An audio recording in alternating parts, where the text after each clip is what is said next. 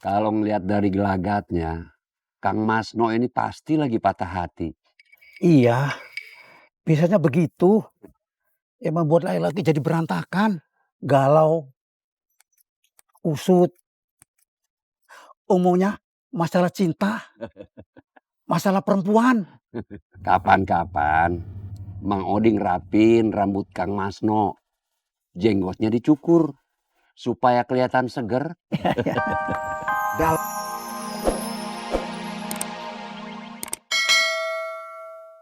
Pasti hilang. Itu telepon angkat. Rasain. Halo. Waalaikumsalam, Pak.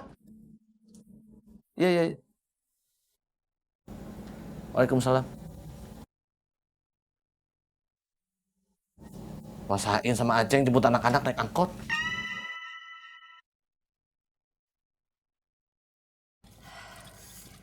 Alhamdulillah, jam segini dagangan kita teh sudah habis, Bro. Iya, Kang. Alhamdulillah. Kang, tapi kenapa tadi teh Akang takut pas mau ada yang borong ciloknya?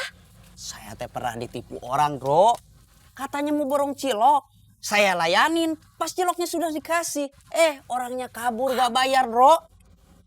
Terus saya mah pernah ada yang borong cilok, bayarnya pakai uang palsu. Palsu? Oh. Tuh. Assalamualaikum, cuy, bro. Salam. Dulu menirapi pisan ini teh Mang Ocan sama Ciyun teh mau kemana? Mau belanja barang dagangan, cuy. Ya udah tuh kalau begitu sok mangga dilanjutkan. Mari, cuy. Bro, assalamualaikum. Waalaikumsalam. Ayo bro pulang. Bentar atuh cuy. Atuh jangan buru-buru mulangin gerobak. Ntar teh Cebos teh marah. Kalau kita pulangnya kecepetan.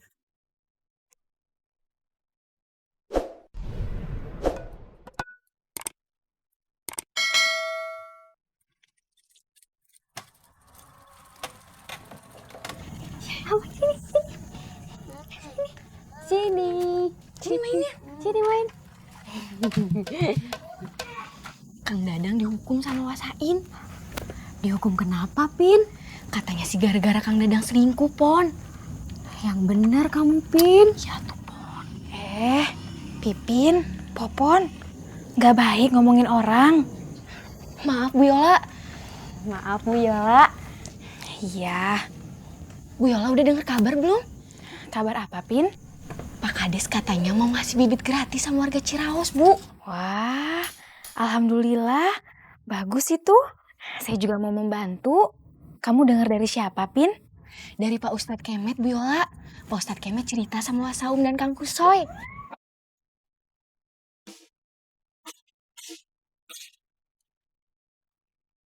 Dengar ya, pokoknya kalian berdua jangan ngomong-ngomong sama goceng. Saya nggak pakai emas. Awas ya.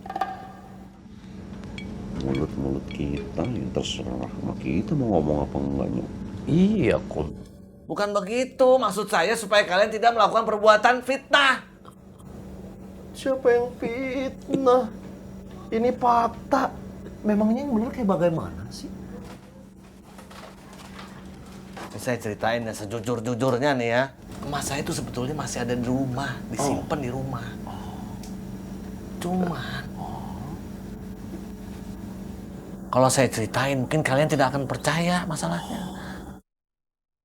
Kum, Doi, saya itu sebetulnya terkena penyakit langka. Apa itu? Kata dokter, penyakitnya belum ada obatnya. Belum ada namanya malah. Saya ceritain ya sejujur-jujurnya nih ya. Emas saya itu sebetulnya masih ada di rumah, disimpan di rumah. Cuman, kalau saya ceritain mungkin kalian tidak akan percaya masalahnya. Kum, Doi, saya itu sebetulnya terkena penyakit langka. Apa itu? Masa? Iya, kata dokter, penyakitnya belum ada obatnya. Belum ada namanya malah. Oh iya. Iya. Masa? Bener, Doi. Terus dia bilang, saya terkena penyakit alergi emas, coba. jadi bingung, Kom. Bingung. Tadi pertama Kang Dadang bilang alergi debu. Terus emasnya kemalingan. Sekarang alergi emas. Kang Dadang, ini yang bener yang mana tuh Kang Dadang? Saya teh pusing. Saya alergi kamu. Ya alergi emas lah. Lehoy. Oh, alergi emas, Kom. Saya denger dong. Saya denger. AO. Saya jadi bingung ya. Enaknya mas-mas saya diapain ya supaya saya nggak alergi lagi? Mas saya kan masih ada di rumah. Kadang-kadang saya suka intip. Saya suka liatin. Takutnya alerginya makin parah, Kum. Dicuci aja Kang Dadang. Biar bersih, biar nggak ada kumannya. Mas saya rusak dong, Doi, kalau dicuci. Ya kalau rusak kan bisa dibenerin atuh Kang Dadang. Udah diem dulu deh. Kalau nggak ngerti nggak usah ngomong. Saya lagi mikir ini.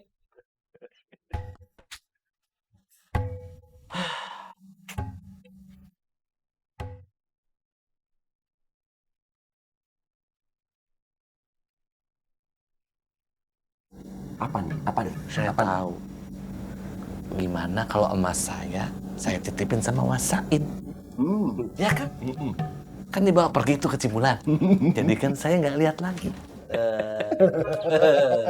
Udahlah, Dang. Emas kamu tuh disita Wasain. Kebanyakan cerita kamu. Kebanyakan bohong jadinya. Udahlah.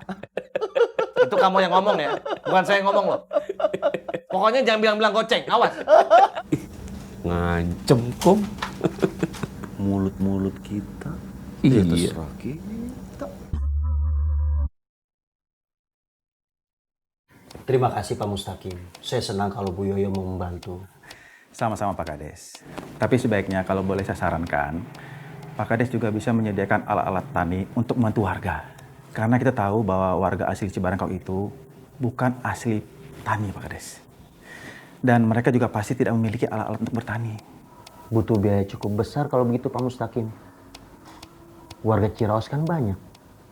Maksud saya bukan untuk dibagikan, Pak Kades. Alat-alat ini bisa sebagai inventaris desa. Nah, nanti Pak Ustadz RW dan jajarannya lah yang akan memonitornya. Dan jumlahnya pun nggak harus banyak. Karena mereka kan sebagai warga bisa bergantian memakainya. Usul yang bagus Pak Mustaqim. Mudah-mudahan program ini akan berjalan lancar ya. Amin, memang itu harapan kita Pak Kades. Silahkan diminum Pak. Makasih Pak Kades.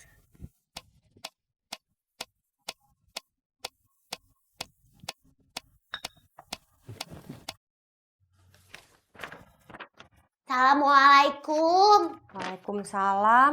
Kok kamu cepet banget udah balik lagi, Entut? Kan harusnya ke rumah Pak Ustadz Kemet.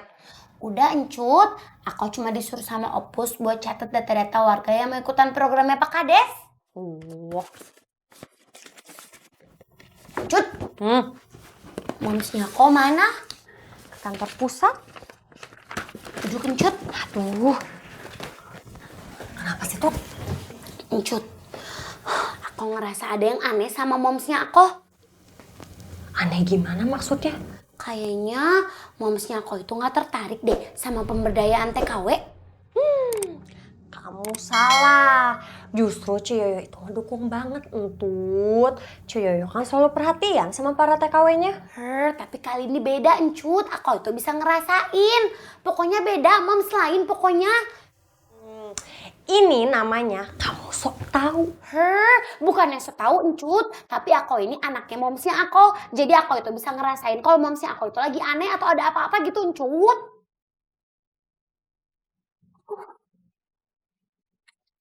Memang ada masalah apa Kang Masno?